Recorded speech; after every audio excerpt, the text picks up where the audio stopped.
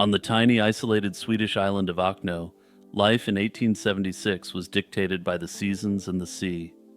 It was here, on a bitterly cold day, February 22nd, that 14-year-old Carolina Olsen came home complaining of a terrible toothache, perhaps after a fall on the ice.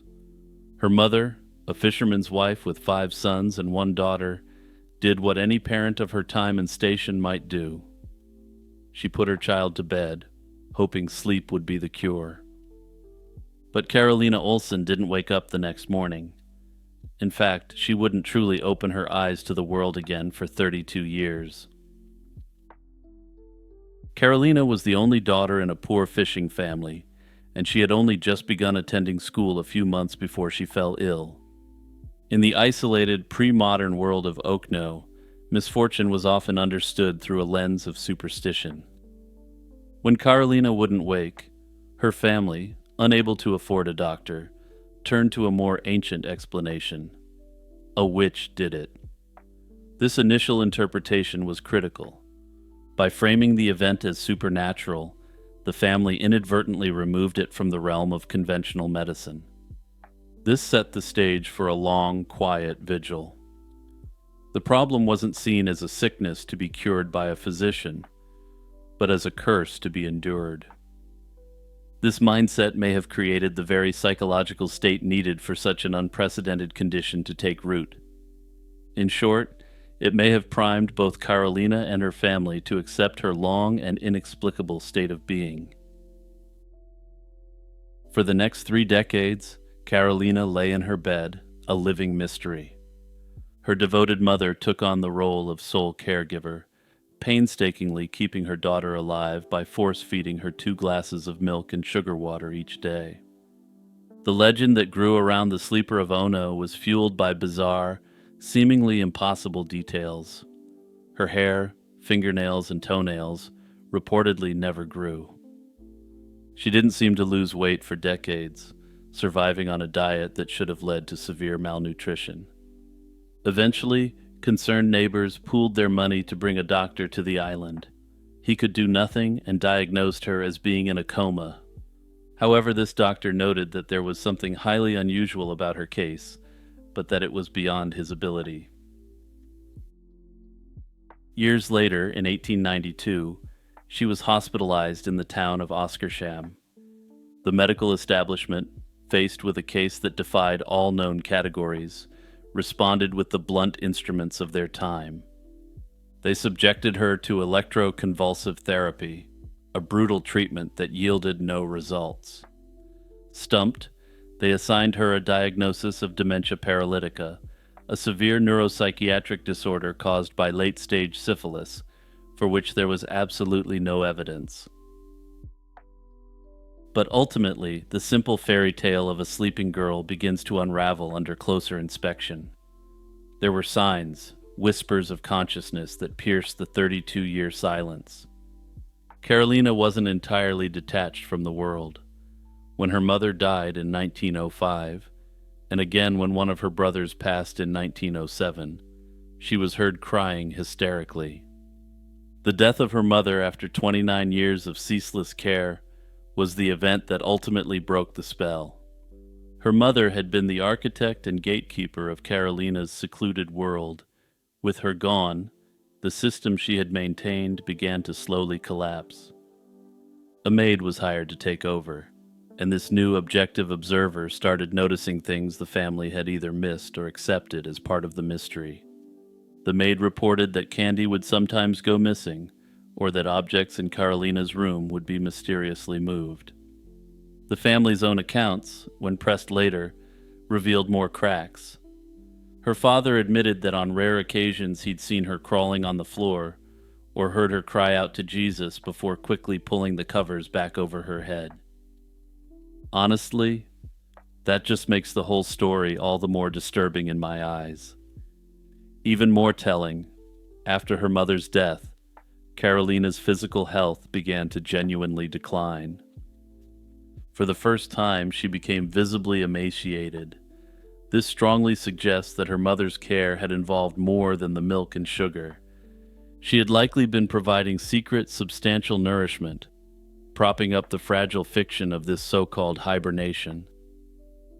Without its linchpin, the world Carolina had built with her mother was no longer sustainable.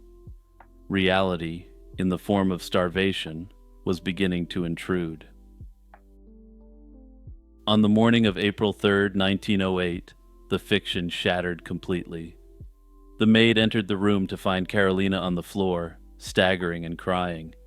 She was awake, but the woman who stood there was a paradox.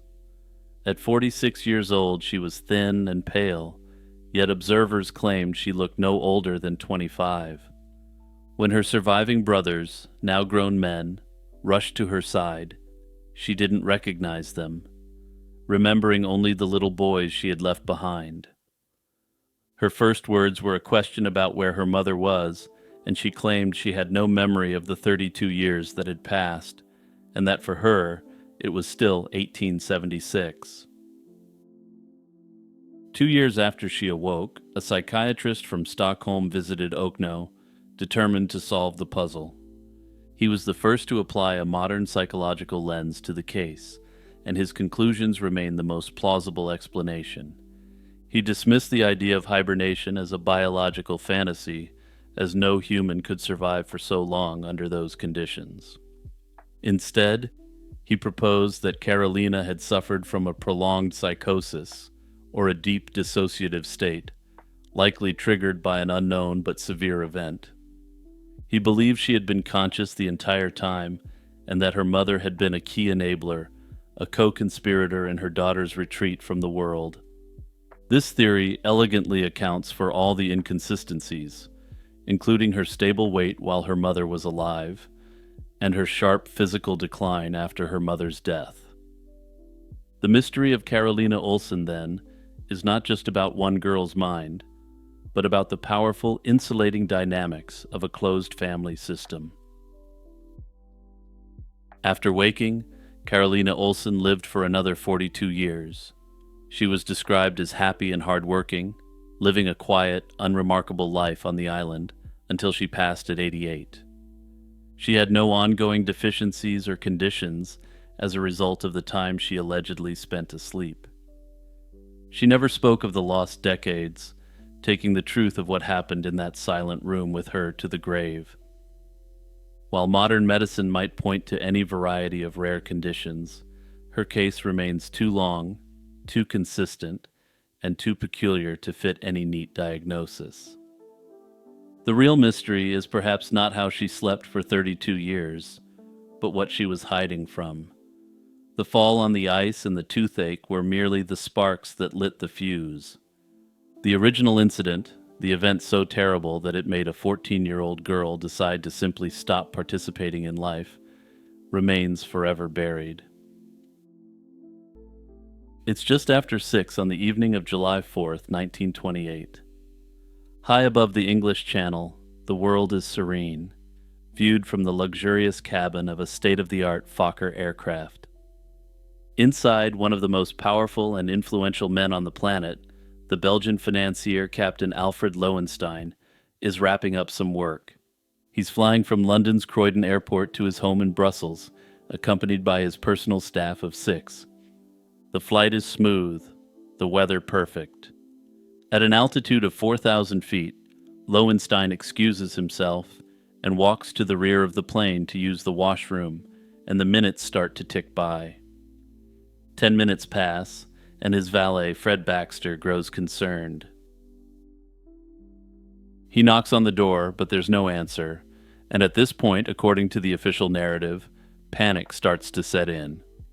Fearing his employer has fallen ill, he forces the door open, and what he finds is a scene of horror, not for what it contains, but for what it doesn't have. The small compartment is completely empty, and just a few feet away, the aircraft's main entrance door is unlatched, flapping violently in the slipstream. Alfred Lowenstein, the third richest man in the world, had simply vanished into thin air. Known as the Belgian Midas, he was a figure of immense power and public fascination. Born in Brussels in 1877 to a banking family, he possessed a natural talent for finance. He was already extremely wealthy by his 30s, but in the roaring 20s, his fortune exploded, in the good way. Lowenstein had the foresight to invest heavily in the disruptive technologies of his day: hydroelectric power and artificial silk. One of his companies brought electricity to developing nations, and his massive investments yielded enormous profits. To put it in modern terms, Lowenstein went all in on Nvidia stock and just kept riding the bull. At his peak, his net worth was the equivalent of over $1 billion today, a fortune that placed him behind only Henry Ford and John D. Rockefeller. He was a friend to kings and was consulted by heads of state, even receiving an honor from the British government. His lifestyle was famously extravagant, and he owned a fleet of private planes, a stable of prize-winning ponies, and lavish homes across Europe and America. But his business empire was a complex and tangled web of highly leveraged ventures. This high-risk, high-reward strategy made him a financial titan, but it also meant his entire empire was precariously balanced. He had created a world of powerful allies and, undoubtedly, ruthless and well-moneyed enemies. The events that unfolded aboard his plane only deepened the mystery. On board were his pilot, Donald Drew, a mechanic, Robert Little, his valet, Fred Baxter, his secretary, Arthur Hodgson, and two stenographers, Eileen Clark and Paula Biddalon.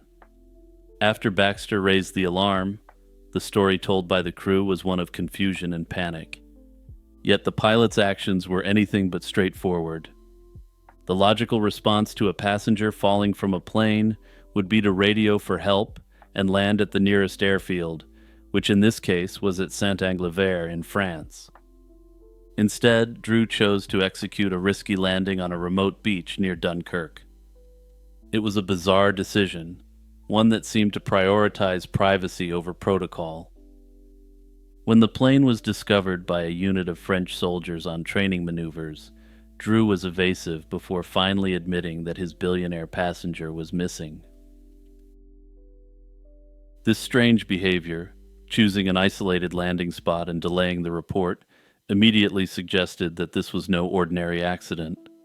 It gave the impression of a crew needing time to align their stories, or perhaps, as some have theorized, to tamper with the scene of a crime. The official inquiry that followed was just as perplexing as the incident itself. Lowenstein's body was found by fishermen 15 days later, on July 19th, his identity confirmed by an engraved wristwatch. An autopsy, requested by his family, determined he had a partial skull fracture and several broken bones, and crucially, that he had been alive when he struck the water. This ruled out a heart attack or poisoning mid-flight. The investigation, however, was curiously muted. Despite the flight originating in the UK and the body being found in French waters, the official inquest was held in Lowenstein's home country of Belgium.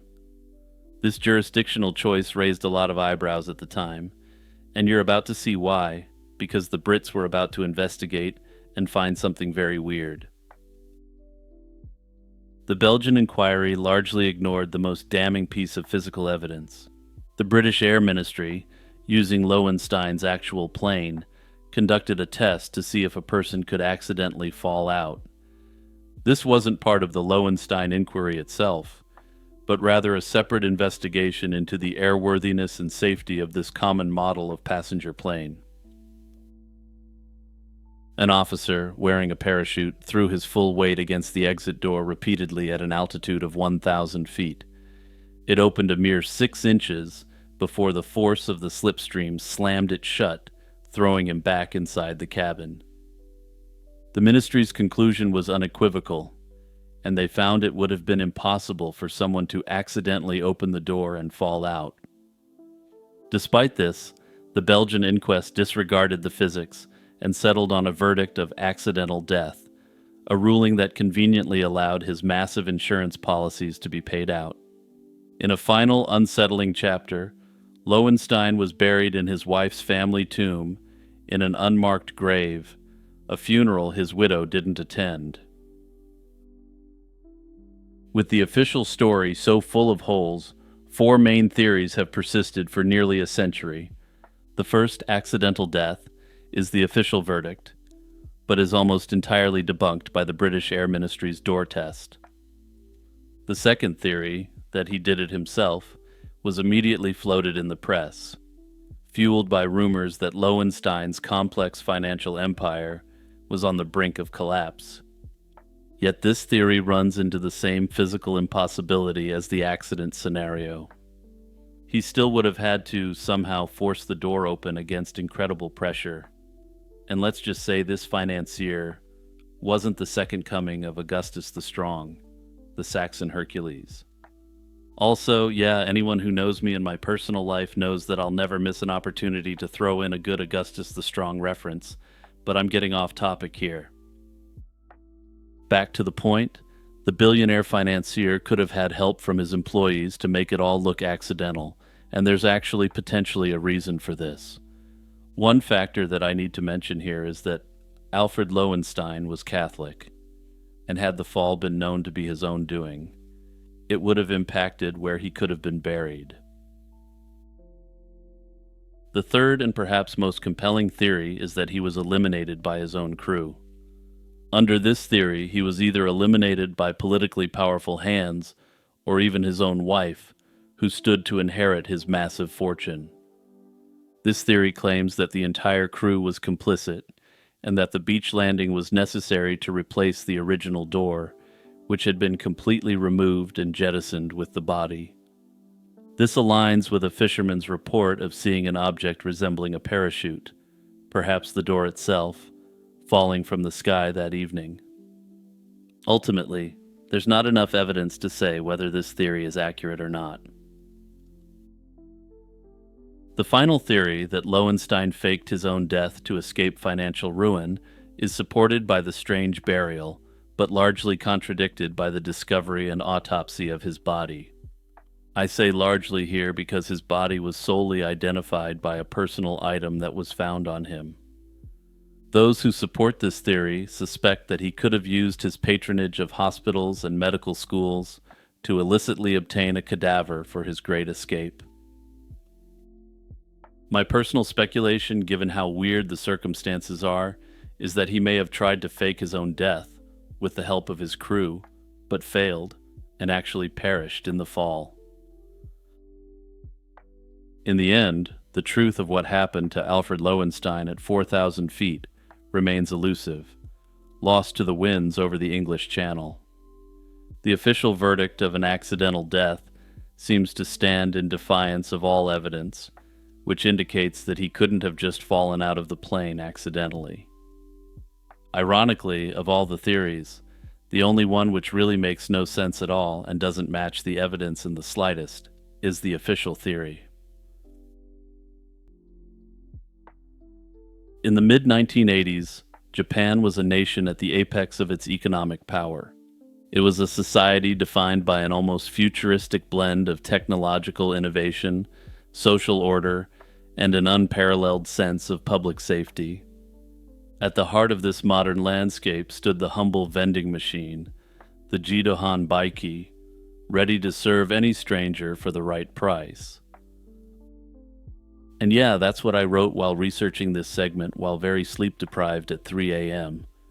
But I'm keeping it in, and you've all got to deal with it. More than just a convenience, these machines were a cultural touchstone. Numbering over 5 million, they dotted every city block and rural crossroads, offering everything from cold drinks and hot coffee to noodles and flowers. They were symbols of a high-trust, automated, and profoundly safe society. They were unmanned, unvandalized beacons of convenience that millions of people relied on every single day without a second thought. This implicit trust was the bedrock of a simple daily ritual. But in 1985, an unseen predator would weaponize that trust, turning these symbols of convenience into instruments of a terrifying and indiscriminate evil. The story begins on a spring day, April 30th, 1985, in the city of Fukuyama in Hiroshima Prefecture, a man, whose name has been lost to history, approached a vending machine for a drink. Sitting on top of the machine was an unclaimed bottle of Oronamine C, a popular vitamin-fortified caffeine-laden energy drink. To him, this wasn't suspicious, but rather, it was a stroke of luck. Otsuka Pharmaceutical, the company that produced the drink, was in the middle of a major buy one get one free promotion to boost sales among a younger demographic. The appearance of an extra bottle would have seemed like a winning ticket, a small welcome gift from someone who wanted to improve the day of a complete stranger.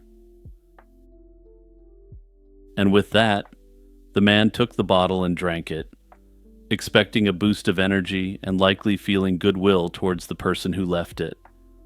But what followed wasn't that boost of energy, or even a swift demise, but a slow, inexorable descent into agony. He soon fell ill, but the poison inside him worked with a cruel patience. For an entire month, his body was systematically destroyed from the inside out. He finally succumbed on May 30th, a full 30 days after his fateful encounter with the free drink. The agent of his death was later identified as paraquat dichloride, a potent agricultural herbicide. I'll get into the exact mechanism of this poison shortly, but for now, just imagine your lungs being taken over by endless scar tissue until you literally drown in your own fluids. At the time, no one knew that this horrifying, isolated death was the opening act of a spree that would create one of Japan's most disturbing unsolved mysteries. After the first incident in spring, an eerie silence fell across the nation. For 4 months, the incident in Fukuyama remained an isolated tragedy, unconnected to any larger pattern. The plague returned in September 1985, and it spread with terrifying speed and randomness. On September 5th, a 44-year-old executive named Takashi Sakai drank 2 poisoned vitamin drinks, losing his battle with the poison 6 weeks after. Less than a week after that, the attacks reached the capital, and 52-year-old Haru Otsu picked up a free bottle of Oronamine C. Less than 3 days later, Otsu had perished from the contents of this free drink. Over the course of September, the disturbing incident spread across the entire nation, and there was no discernible pattern to the attacks. They were men and women, young and old, from different professions and social classes. This total randomness shattered any illusion of safety in this high-trust society. Anyone who used a vending machine was a potential target, and the lack of a clear motive made the crimes feel like an act of pure, nihilistic violence. By November 1985, at least 13 people had perished, and dozens more were left seriously ill, suffering lifelong damage. But to fully understand the profound cruelty of these attacks, one must understand the weapon. Paraquat is a commercial herbicide, a mundane chemical used by farmers to control weeds. In the 1980s in Japan, it was dangerously accessible to almost anyone. While purchasers were technically required to demonstrate an agricultural need, the substance could be bought without a formal prescription or identification. The requirement to demonstrate agricultural need was satisfied simply by giving your word that you needed it for pest control. You could simply say that you had a backyard garden that was being overrun with beetles, and next thing you knew, you had your paraquat. You didn't even need a backyard or a garden, and there didn't need to be any beetles. You just had to give your word.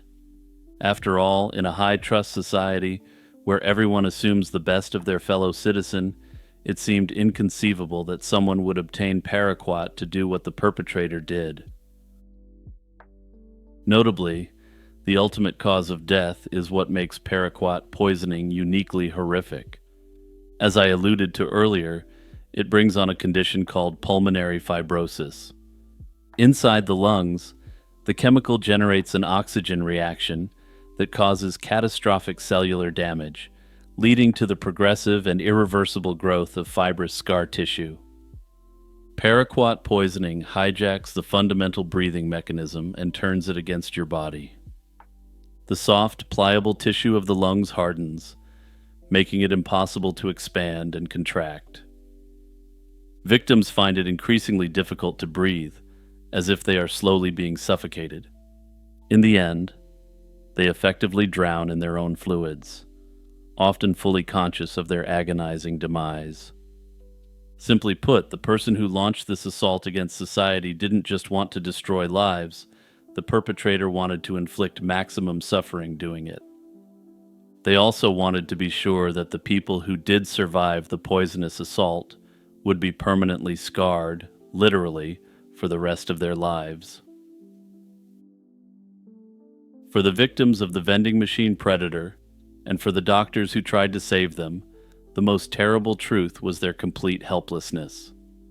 There's no antidote for paraquat poisoning, and medical interventions are purely supportive and almost always futile. But with that said, let's get to the manhunt for the perpetrator of this disturbing crime. As the body count rose, a massive police investigation was launched, but it quickly became clear that they were hunting a phantom. The case was a profiler's nightmare, a crime that seemed perfectly designed to defy traditional investigative methods. The perpetrator's randomness was their greatest defense. With no connection between the victims, police could not establish a motive, leaving them with no starting point. The perpetrator was also meticulous in their methods. They chose vending machines in low-traffic areas, ensuring there were never any witnesses to their actions. The technology of the era also worked in their favor. Surveillance cameras were not yet a common feature of the urban landscape, so there was no video evidence to analyze. Most importantly, the perpetrator left nothing behind whatsoever. DNA analysis wasn't yet a tool in the forensic arsenal, but even if it had been, there was nothing to test. With the police investigation at a standstill, the responsibility for public safety shifted dramatically. Unable to catch this silent predator, authorities and corporations were forced to try and prevent the next attack. This led to an unprecedented public safety campaign that transformed the daily life of the nation. Warnings were posted on over 5 million vending machines, a massive logistical undertaking that brought the threat into the public's immediate view. These notices, issued jointly by police, vending machine operators, and soft drink companies, urged the public to adopt a new, defensive position while at these formerly friendly machines. Customers were warned to carefully inspect beverage caps for tampering, to check dispenser slots for any unusual items, and most importantly, to throw away any drinks they found.